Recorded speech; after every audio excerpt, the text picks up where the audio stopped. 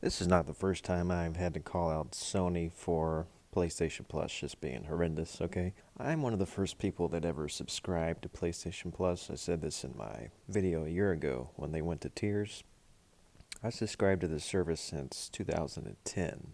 I might as well have been the first person to ever subscribe to this shit, as far as I'm concerned.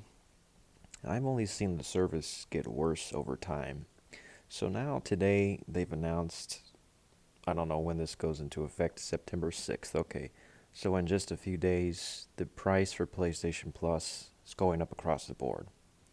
$20 more for what they call essential, which there's nothing essential about it. You shouldn't have to pay to play games online on Sony servers.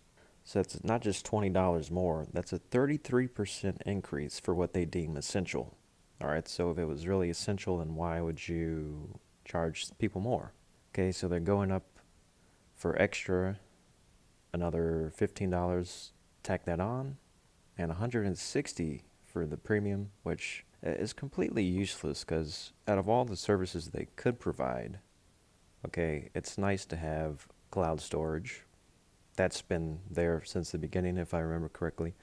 That's a nice feature, but no one really needs that. Most people never use cloud storage. Maybe if you're transferring data, there's a USB you could always use. But the main issue is they don't even put the PS3 games on the backwards compatibility. They have some PS4 games, obviously. And you can play some of these games actually through the cloud, which, if you have good internet and you're willing to deal with that, then fine, some of the games you can play on the cloud. But there's still games that you can't play at all from the PlayStation 3 era and some PS2 games. Whether it's a business decision they want to wait to remaster or remake, they could do that as well. But Xbox has no issue with this. Xbox, you can play, I think, everything from the 360 onward at least. So they don't even have that feature with the premium or the extra or the essential. And they expect people to pay more for less at this point because the games that you're getting on the subscription service, it's negligible.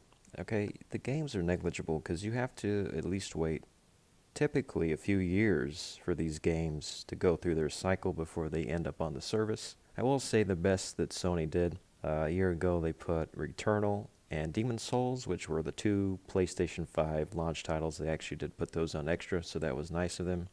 That was the least that they could do. But compared to the Game Pass, you're not going to get any day and date releases for the exclusives, which is the main selling point. Not the only selling point, obviously. I think PlayStation is more for convenience and people who have been playing on PlayStation from the beginning. But the exclusives are probably the main selling point of owning a console at this point. And Sony occasionally has some good exclusives, not so much recently, but they do not go on the Game Pass. They will not be on PC day one. So what are you really paying for? I only bought PlayStation Plus again a few months ago because I wanted to play online cooperative on a fucking single player game. It was a single player game. It was Wolong, and sure enough, you had to have PlayStation Plus. They tricked me because you didn't have to have it for the beta. When the game fully came out on PlayStation to play with my friend, I needed to buy another subscription. And then I upgraded to extra. I made a video talking about this. Not a video, but I mentioned in my Yakuza Kiwami review that I wanted to play the Yakuza games. They were free on Essential, and then I think they added them to Extra in the middle of my subscription service. So I upgraded to Extra. It wasn't that much money because I already had Essential, and then they announced a few days later that they were coming off the subscription service completely in a few days. So I was able to grind those games out. But it's just ridiculous. These games do not last on there permanently. Same with any subscription service, obviously, which is why, unless you're renting games, and obviously some people would rather rent some games, play them, and never play them again. But again, it's not like you're getting the new releases.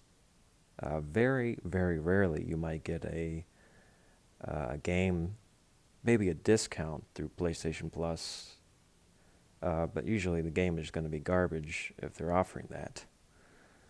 You don't get new releases for free like you do with the Game Pass. So I don't think the Game Pass is perfect itself, but PlayStation Plus, I'm mainly basing this off of a long-time user. Sony cannot fool me. I've been playing since the PlayStation 3, since day one, and you had so many amazing titles in the PlayStation 3 that you did not have to pay for online to use. You had so many exclusive multiplayer games, some of the best games ever made. And one of the major selling points of the PlayStation over the Xbox 360 was that they charge you $60 for gold for mostly the same fucking games that were multi-platform. Right? If you wanted to play Call of Duty, you could get a fucking PlayStation, and all you have to do is buy the game. Ever since the PS4 came out in 2013, they've been charging you. It went from $49, now it's about to be $80, guys. That's amazing that in a couple years they have added absolutely nothing to the essential package. Okay, they've added tiers and they're still going to charge you more for what is supposed to be the fucking basic package, which is just a license to play their games online. All right, at least you don't have to pay to sign into your account, but that's probably what's coming next. And you can hear my PlayStation in the background. You know, obviously today, if you're a real gamer, you should probably own multiple platforms. But again, a lot of people still use consoles for convenience. And the PlayStation 5 isn't a terrible console and just doesn't have too many games right now. But to the extent that there is backwards compatibility, you can still get a good experience. I like a lot of the features that PS5 has, but they need to get away with making you pay for online. This is the only reason that I'm still subscribed to PlayStation Plus. Like I said, I can show you, been subscribed since the very beginning, on and off throughout the years. I was one of the first people to ever subscribe to it. And along with the features that they've removed from the PlayStation Network, like you can't buy avatars anymore. Your themes don't work. They don't carry over from generation to generation. The PlayStation 5 is pretty fucking bare bones in terms of features outside of like, obviously, being able to save video clips and share them with your friends. That kind of thing is cool. What happened to communities? They got rid of communities. They tried to get rid of party chats a while ago. The PlayStation Store is not the same as it used to be. And yeah, you get some occasional crappy games that they throw on there. Maybe a game that's been out for 10 years, which could be a good deal for someone, but you should not have to pay for Essential to play online. That's about the end of the rant.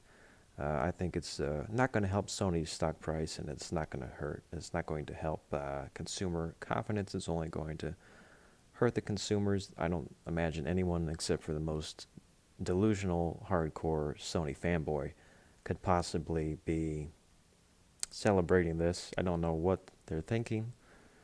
This is not the way to compete with Xbox, and it's just not the way to do your customers, period.